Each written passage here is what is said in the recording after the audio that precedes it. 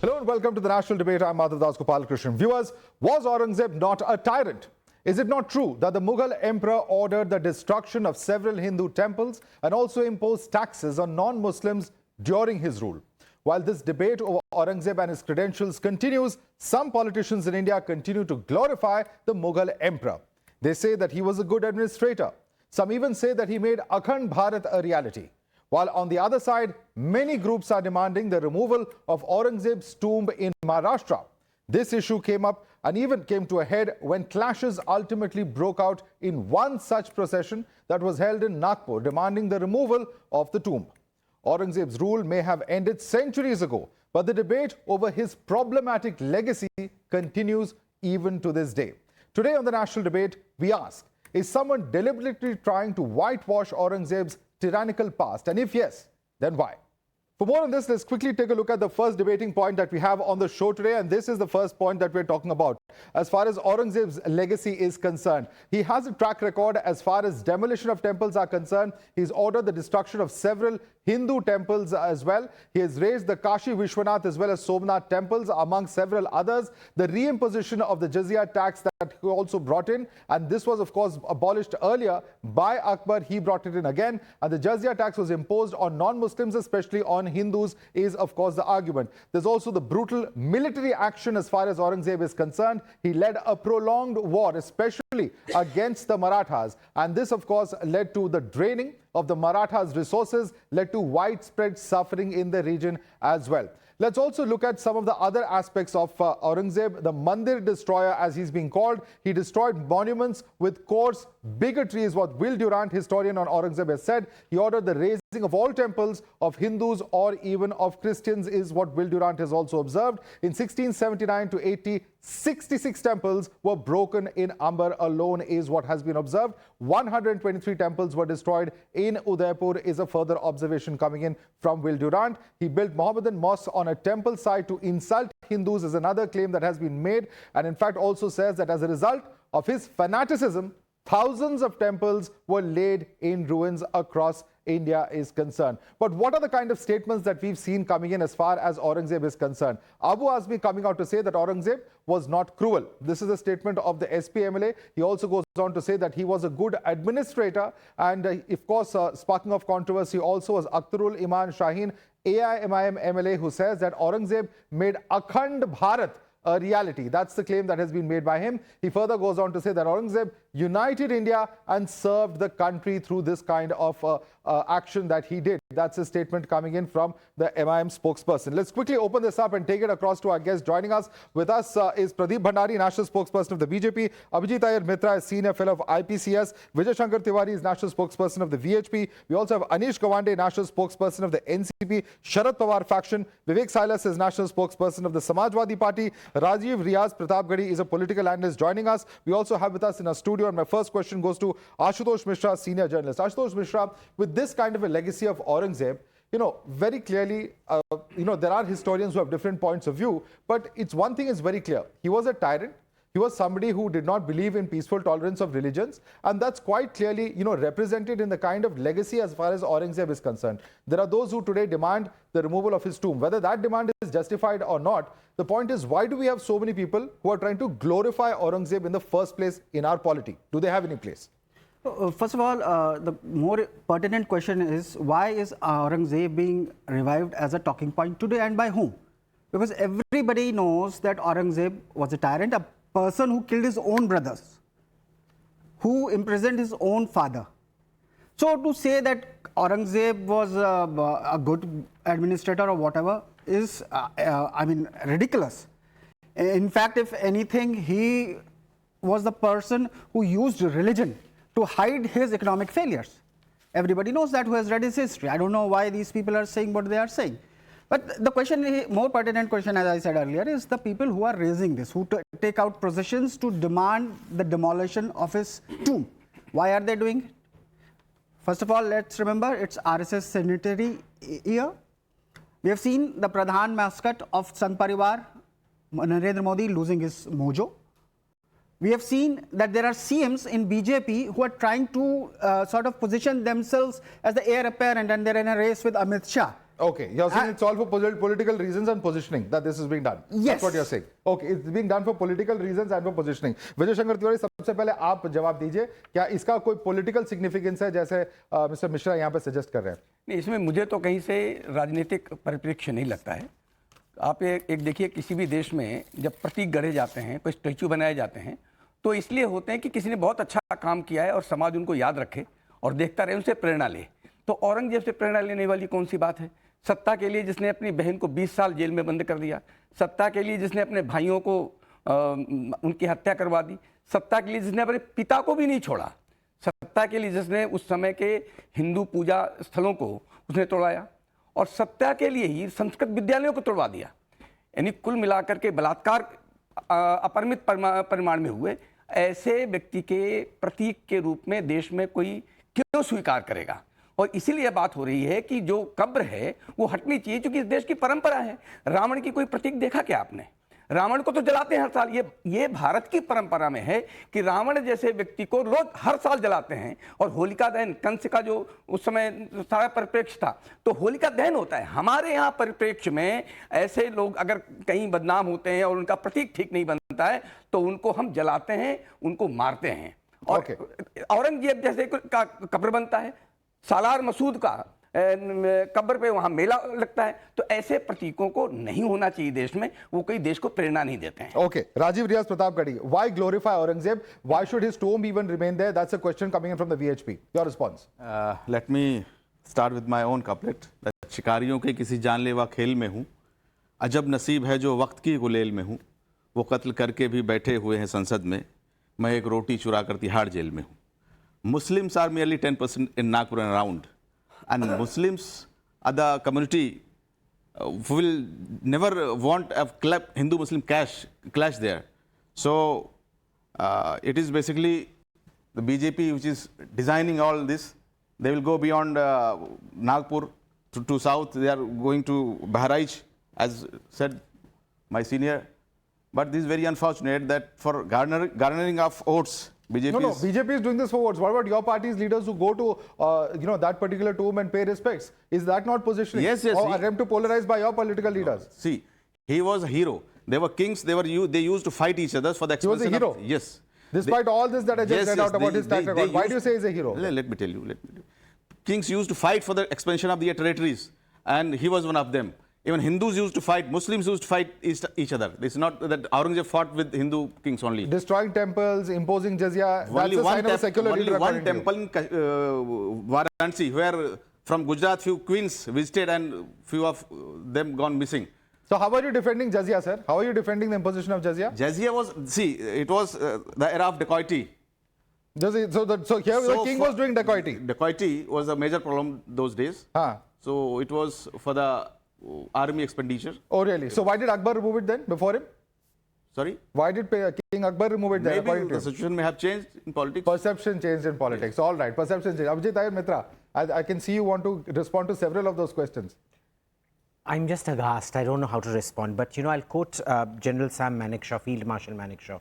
He said, I would much rather have not have my statue and ask why it is not there, rather than have a statue and ask, who is he? And in Aurangzeb's case, it's very important that that tomb remains there, because we need to know what kind of an absolute horrific man this fellow was. He was a bigot even by the standards of his days. Remember, you can claim this was pre-modern India, whatever, but you still had enlightened emperors like Akbar, Shah Jahan and Jahangir who were willing to remove the jizya, promote, interfaith harmony and things like that. And then you have the fag end, this gentleman comes about, I use the term gentleman advisedly, comes about and then says, I'm reimposing jizya. He took the Mughal Empire back, but if a community wants to celebrate this chap, I say, please go ahead and celebrate him. This is the man who was single-handedly responsible for the destruction of the Mughal Empire. He destroyed its finances, he engaged in a war. He basically did what the USSR did in Afghanistan. It broke the USSR apart. He broke the Mughal Empire apart. If that is your hero, if your hero is somebody who, imprisons his daughter, his mother, everything, you consider that to be great. Stalin was great. Stalin killed off about 70 million people, but Stalin was great. Hitler killed off about 20-30 million people, but Ashoka Hitler was killed great. lakhs of people there. Ashoka did, and Ashoka was single-handedly responsible. Sir, I didn't interrupt you. imprisoned his Please hold father. on. One by one, yeah. Ashoka killed off lots of people, and then 20 years, he was single-handedly responsible for the collapse of the Mauryan Empire, and Kharavela then 20 years later comes and sacks and burns down Patliputra. Who was responsible for that? Ashoka. Bahadur Shah Zafar is the same thing. 30 years after he died, Nadir Shah came and destroyed Delhi. So I thank Aurangzeb for being the absolutely shambolic, chaotic, third-rate ruler that he was. And I thank the community for celebrating him, because ultimately it's a reflection of who you are. All right, let me bring in Anish Gawande on that. Anish Gawande, why, when we have in today's context, and of course this is a historical tome that we're talking about, so on and so forth, if we have characters such as Osama bin Laden, Ajmal Kasab, there's a reason that they do not have marked graves, so that they are not glorified as people, given the kind of history, given the kind of actions of those individuals. Why then should there be something to commemorate someone like Aurangzeb in the first place? Madhav, to start off with, let's discuss grave issues of the present rather than a centuries-old grave. This is a ridiculous debate to be having in 2025 when there are real issues in front of us. This is the issue that created the chaos in Nagpur in the first place. This is where it originates from. Crafted chaos, and we'll get to that. We'll get to that. My point is very simple, that those examples you mention are not the tradition of Maharashtra. You must remember that Aurangzeb met his end in Nagpur, in Khultabad, after being in Maharashtra for so many years and failing to conquer Maharashtra. His grave is testament to the fact that the spirit of Maharashtra cannot be conquered. Let me remind you that for almost 100 years after this man died, the Maratha Empire was in power in Maharashtra, and they refused to remove his grave. In fact, the people who have visited his grave have met very unfortunate ends. You must remember that Shahu Maharaj I, who rebelled against Tarabai, went to this grave. He was Chhatrapati Shivaji Maharaj's grandson and eventually lost his battle against Tarabai. So the grave must remain. Those who celebrate that grave, those who sort of go and pay their respects, will meet the same end as Shahu Maharaj. Bad luck for AMM leaders who are making a beeline for that grave as well. History serves as a lesson. I did not think I'd be agreeing with Abhijit today on a show like this, but if you've grown up in Maharashtra, you know the horrors of Aurangzeb. You don't need to justify this ruler. Okay. You don't need bad history books written a few years ago to teach you that even by pre-modern standards, this was a tyrant who met his end in the most befitting way. Okay. But to remove his grave is not to acknowledge that history. And to remove his grave is to play politics in the present. Okay, it's to play politics that the removal of the grave is coming out in the first place. Pradeep Bhandari, where does the BJP stand on this? The VHP is demanding remove the grave. Devendra Fadnavis says this is an ASI protected monument, I can't remove it. What is the BJP's position on this? No, our stand is very clear, and the Honorable Chief Minister has said that legally we want the grave to be removed. It's an ASI protected monument, and legally the government of the state will send a recommendation, and then by due process of law the action will happen. Let me begin by a couplet. जो जलाते रहे हिंदुओं के मकान आज वही रोशनी के मसीहे कहला रहे हैं. So those who become the Aurangzeb backers are now telling us the lessons of secularism. This is the hypocrisy. Let me tell you why Aurangzeb removal and Aurangzeb's grave removal is essential, because the great history of Maharashtra, the great history of Shambhaji Maharaj cannot be contextual to a Hindu murderer as Aurangzeb. As per Jagannath Sarkar's book, Aurangzeb, and I quote him, was responsible for removing and killing millions of Hindus and 300 temples out around Rajasthan. He ensured that all the temples near Ujjain were demolished. I have the exact quotes in Masrai Alamgiri, where you can see that he demolished the Kashi Vishwanath Mandir, and he demolished the Kashi Vishwanath Mandir, and after that he also killed Hindus nearby. If that was not enough, this was the case of Dehura of Keshavrai in Mathura. He renamed Mathura as Islamabad. If that was not enough, he ensured that every temple near Udaipur was demolished. These are all written in Persian and Arabic. This is not what is my writing. If that was not enough, he ensured that all the temples on the route to his conquest were demolished. If that was not enough, he paid 2 rupees to a Hindu man to get converted and 4 rupees to a Hindu woman to get converted. If you have an individual like this being celebrated, supported and shielded in whatever context, tomorrow you will have Osama bin Laden being backed. If he's saying Aurangzeb is a hero, then according to him Osama bin Laden should be given a Nobel Peace Prize. And this is the same psyche which you saw when individuals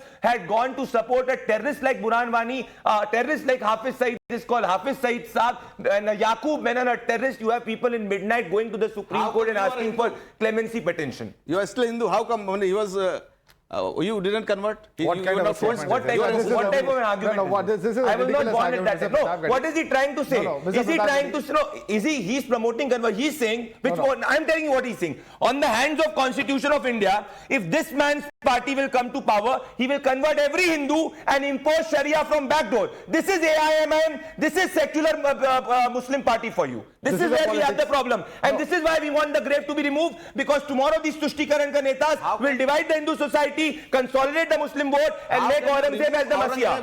Who ruled for 50 years, how can you remove from history? He was a great ruler. How can you remove him How from can history? a man who has murdered Hindus and killed temples be a great There were murderer? many kings who With murdered. that, There were many. With that logic, do you justify a ruler who has killed Muslims, who has ensured that He mosques had should be 64 demolished? Mansabdars Are you Hindu. justifying that? 64 Are you justifying Mansabdars that? were Hindu. No, with your logic, let's take your argument forward. Are you justifying that a man and a ruler who has demolished mosques, who has killed Muslims, will be a great ruler? Yes or no? I don't. No, give that your. I'm taking your argument on your part. If you are saying a man who has killed Hindus, who has demolished Hindu temples, is a great ruler, with that logic, you as a representative of the Muslim community, do you justify that? Fanatic. How can this be? You are a fanatic. You are justifying killing on religious grounds. 64 Mansabdars were Hindus. Raja Jai Singh was All right, let me come in here. Army chief. This is what we condemn. Raja Jai Singh was the army chief. Let me come in here, and let me bring in fact, Vivek Silas. Vivek Silas, what has happened, the Varasi Gazetteer is very clear of what happened in Kashi. It's very clear that Kashi Vishwanath temple was one of the many temples that were destroyed by Aurangzeb. Why should such a person, in that case, be even glorified? Do you agree with the statements coming in from not just the MIM, but also your own party's leader? Mr. Abu Azmi is on record to saying that he united India, and therefore he's a great administrator, etc. He should be glorified. You know, Madhav, this debate looks like a more of a history class rather than we are debating on something. I agree with my fellow panelist from the NCP that this is not the point to discuss. If you want to remove his grave, remove it. But how is it going to help the country? That is the thing now. Is it going to help the country? If it is going to help the country, I'll be the first person to go there and remove it. But that is the question is, that's not going to help the country at any cost. As of now, what the country is actually facing. That is what I feel. Because we should talk about how the country should be developed. If we talk about a man who has died 318 years back, he died 318 years back, and if the country on the national debate is discussing about him, he could be a tyrant. I don't deny from that. He could be a tyrant. But at that time, happening on ground because of the person's legacy. Madhav, can you deny that? At that time, the politics of the country or the politics of the world could have been different. That could sure, but yes. even by that yardstick, that's what he exactly said. Even by that yardstick, he's a complete tyrant. Because look at the kind of impositions. Much before him, Akbar removed jizya and all those taxes. He brings all of that back in. He destroys several temples. He is also somebody who is believed to, or at least is recorded as saying by several historians, somebody who celebrates those who could not pay jizya and therefore had to convert. So there is a big problem as far as Aurangzeb is concerned. Do we admit to that? Aurangzeb could have been a bad ruler. Or he could have, for some people, he could have been a good ruler, How? But how? You said that taxes he was imposed, what he imposed to the Hindu community, the Sajia tax. What was that? So what is the parameter of good? What is He could have been a bad ruler for the Hindus. He could have been a good ruler for the Muslims. What is the parameter of good ruling, according to you? What is his good ruling or good administration that he did, according to you? I am not a history student, Madhav. That was the only subject that I hated in my entire career, Sir, studies. You're a spokesperson of Samajwadi Party. I'm asking you only on your party leader statements. That is the only reason I'm asking this question. Abu Azim has already, apologized for that. And I think he's not apologized. He has apologized. And let me tell you, Bhandari. Okay, let him finish. I'll give you a chance to counter. I'll give you a chance to counter. I'll give you a chance to complete. Let me complete. That was an absurd statement given by Abdullah. Okay, you're distancing from it. It's an absurd statement. That is an absurd statement. Now his If that is an absurd statement, he gave an interview to Dainik Bhaskar 2 days back justifying it and calling Aurangzeb great again. Remove him from his party. Remove him from Samajwadi Party. If you distance himself, please remove. If you distance your party from Abu Azmi, because of which the entire controversy and the entire riots have happened in Nagpur, the anti-Hindu riots, you remove him from the party. Yes, he is absolutely right, Madhav, on that point. Because Chandrababu Naidu called Narendra Modi a dead terrorist. Chandrababu Naidu called Narendra Modi the greatest leader of the world today. So if the logic of that should not call it. We're not discussing Chandrababu Naidu. The great leader. You also call Let me bring the man who said Narendra Modi is a terrorist.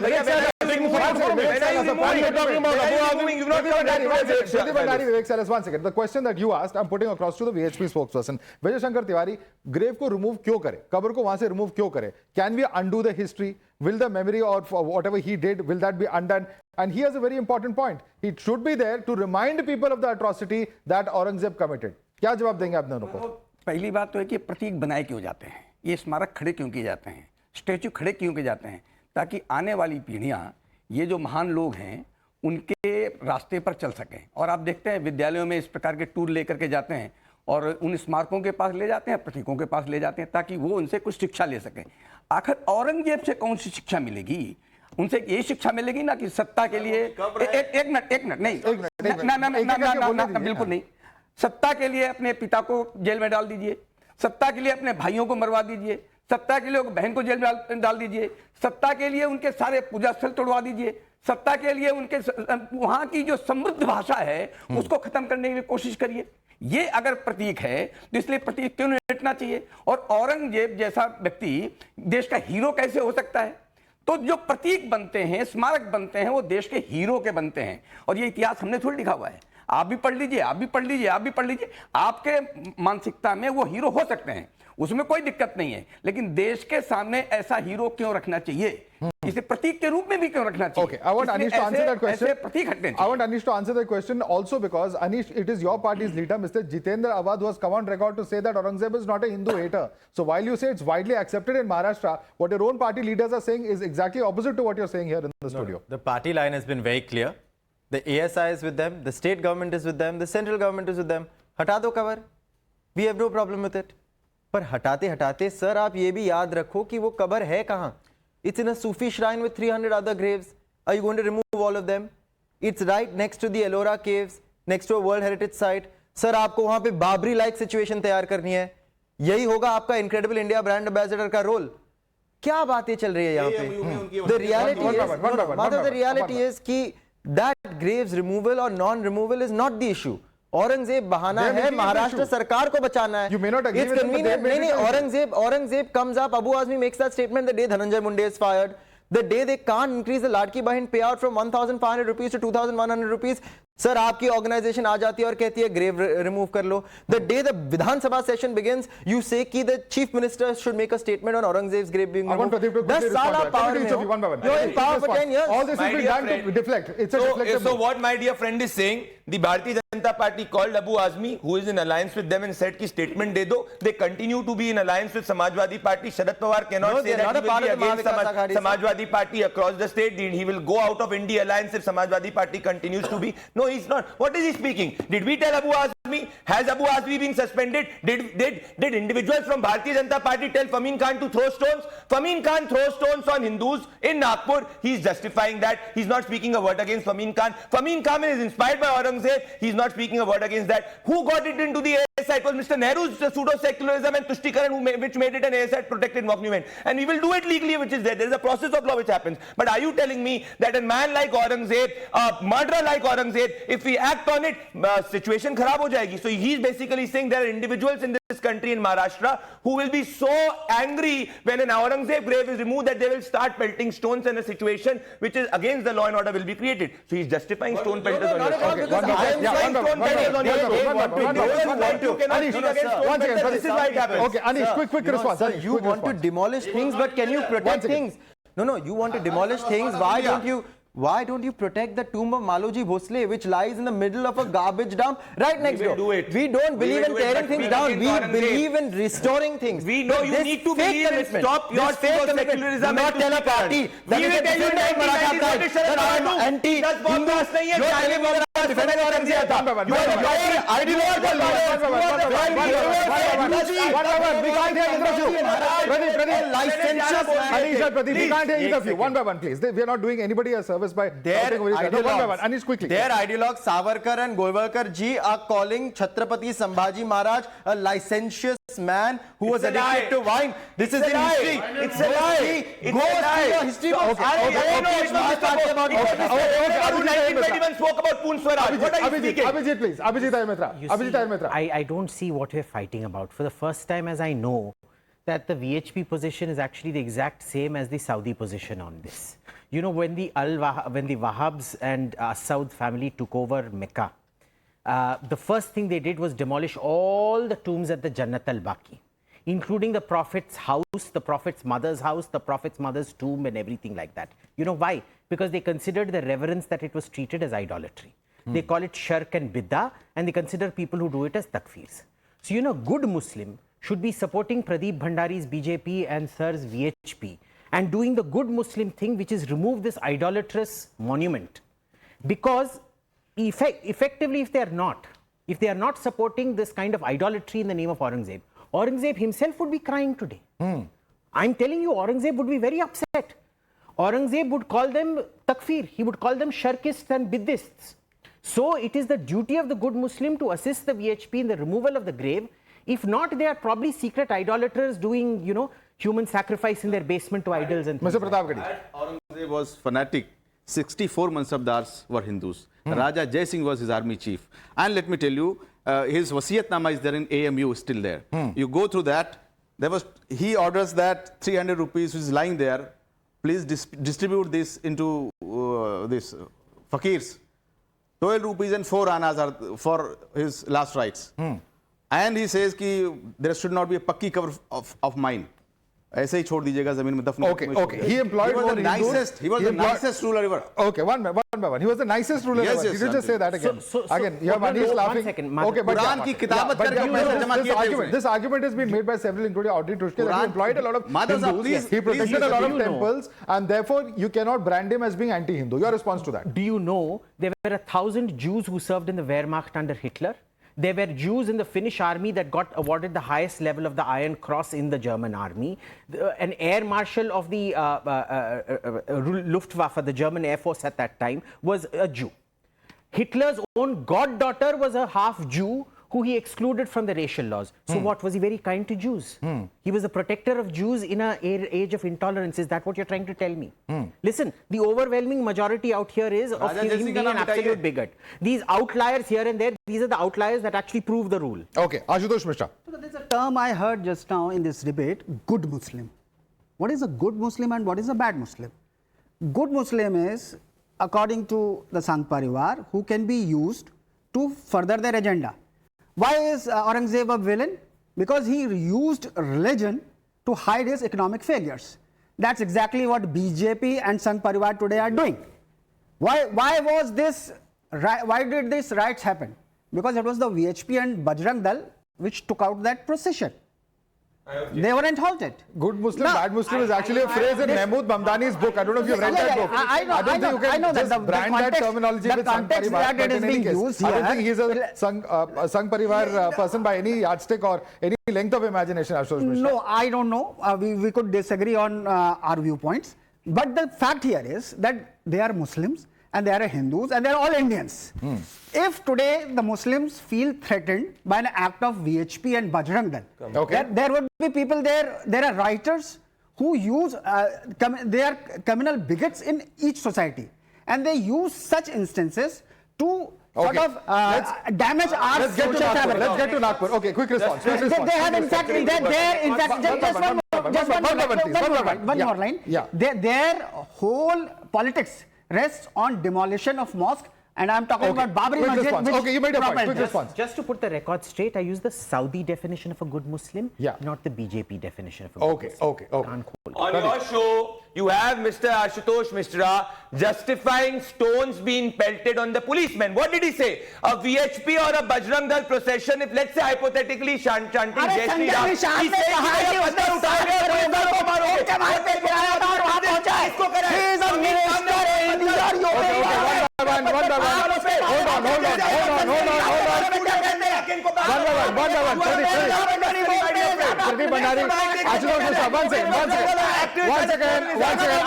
I'm coming in now. Let's calm down. Let's not make this a shouting match. Let's first take a look at what happened in Nagpur before we get on with the discussion as far as Nagpur itself is concerned.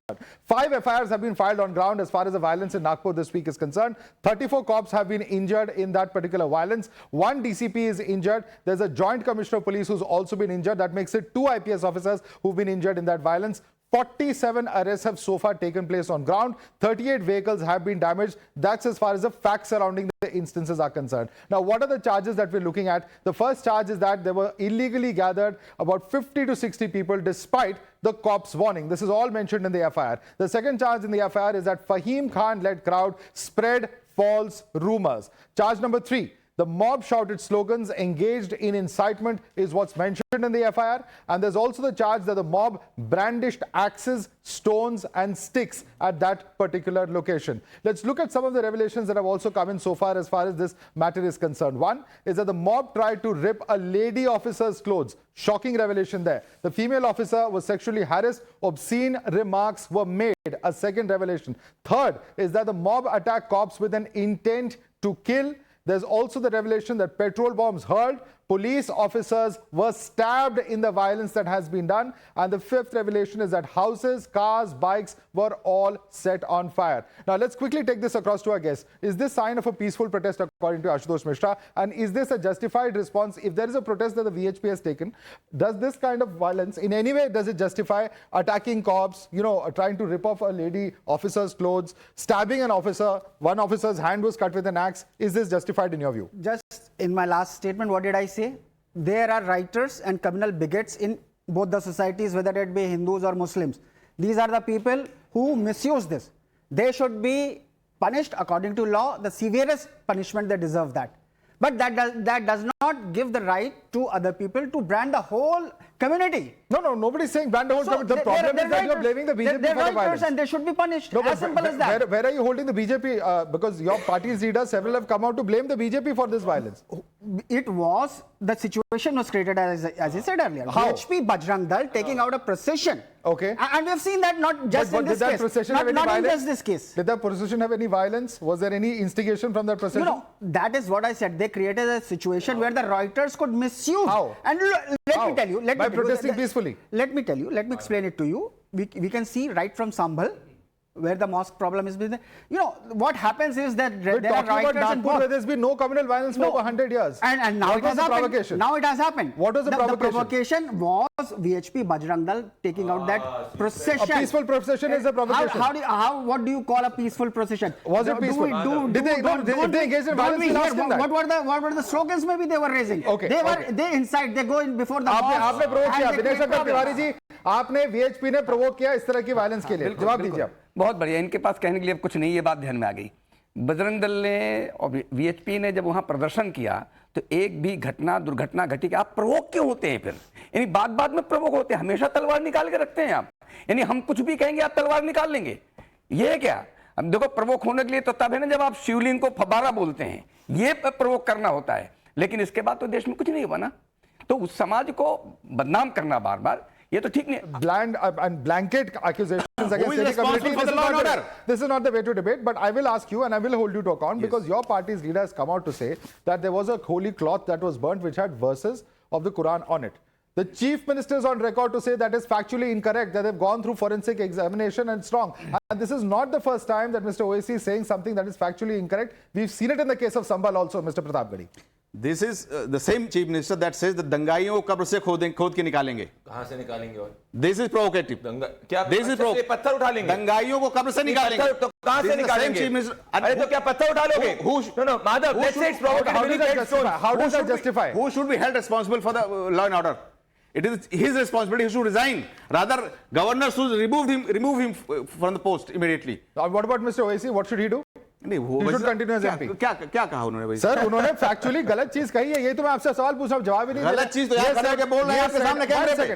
तो रमजान में हम दंगे करते हैं. corrected him, sir. Ramzan में मुसलमान दंगे करते हैं. No, so I have corrected him also. But you come out and take responsibility. Meerut में Maliana, Hashimpura, Bhagalpur, Muzaffarnagar. Mr. OAC's statement? Because he has made a factually incorrect statement. Will you apologize on his behalf, being a spokesperson of his party? I'm not aware of that statement. You're not aware of that statement? Not aware of that statement. If it is wrong, no, then you should at least be aware of what your party chief says. Yes. Then why are you a spokesperson, sir? See, Meerut, Malsiana, Muslims never want riots because it is they suffer the most in riots.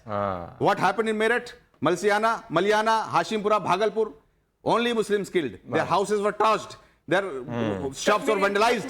Kashmir, Mewat, Kairana, sir, कौन मारे गए? केवल हिंदू मारे गए ना? और देश के जितने मुस्लिम बहुल आबादी है, वहाँ कष्ट कौन होता है? घर कौन छोड़ता है? घर कौन बेचता है? वहाँ से भगाया कौन जाता है? सर, मैं यही कह रहा हूँ आपसे कि नुकसान मुल्क का होता है, देश का होता है। हाँ, तो बताइए ना उनको कि हाथ जोड़ करके इनके साथ Pradeep Bhandari, The same argument as Pakistan that we are the biggest victims of terror. Terrorism भी करो तुम, victim भी तुम हो. A targeted anti-Hindu riot has been said कि भाई हिंदू मुसलमान हो चुका है. That is my exact problem. Let's say take his argument forward. Madhav, on your studio, I say, Jai Shri Ram. Will this man pick up stones and throw stones at me? If he gets provoked by Jai Shri Ram, will he put stones on me?